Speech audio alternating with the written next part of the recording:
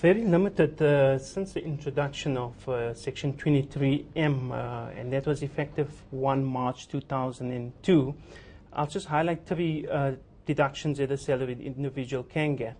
One is your very common contribution to a retirement annuity fund. Another one is your pension fund contribution. And the third one is a contribution to a protection policy unit, an income protection policy unit, which the employee can get as a deduction. The actual premium is allowed as a deduction. It has been very limited with the introduction of this section. What about travel allowances?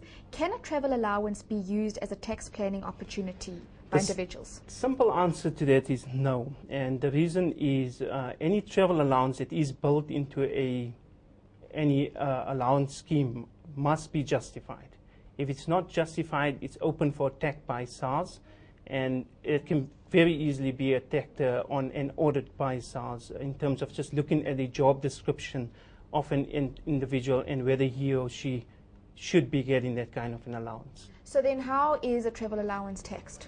And travel allowance essentially on a monthly basis is taxed at 60% included on a monthly basis, so 40% of it would not be taxable.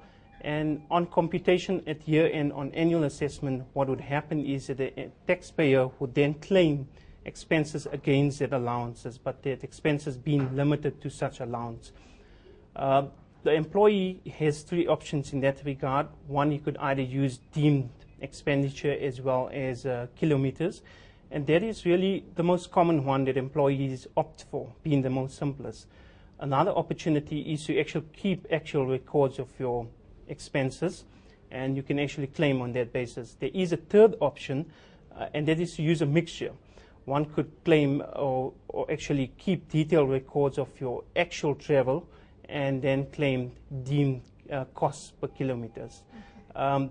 It becomes quite confusing, but the employee actually has an option in terms of which of the alternatives to go. Moving on to the Minister of Finance, in his recent budget speech, he mentioned that the personal use of cell phones and business cell phones and computers will not be taxed in the future. What's the latest development on this? We just had a recent release of the draft Tax Revenue Laws Amendment Bill 2008, and included in that there are detailed proposals now not to tax such the usage of either cell phone or the travel or the laptop computer as a fringe benefit. What's interesting is that they would not also tax you on the actual cost of the line rental usage of the cost, for example, of a cell phone.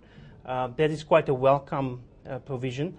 Administratively, it was very difficult for companies to compute the small amount and then tax it as such. So yeah, I must mention that the act, the draft act, is not very clear, but the explanatory memorandum to that clearly explains it. And just to end off, one last question regarding trusts. Is a trust still a viable tax planning option? In my personal opinion, it would still be, and the reason I say that is clearly because a trust should not bear the tax in the end of the day. An effective planned trust would not see the trust bear the tax. It should be distributed either to the employee or the beneficiary instead, or the donor on the other hand. Okay, thank you for joining us in studio tonight. If you need more information about this interview, please take a look at the next issue of the Tax Talk magazine, or you can call Tax Talk on 0861 829 825. Until next week, goodbye.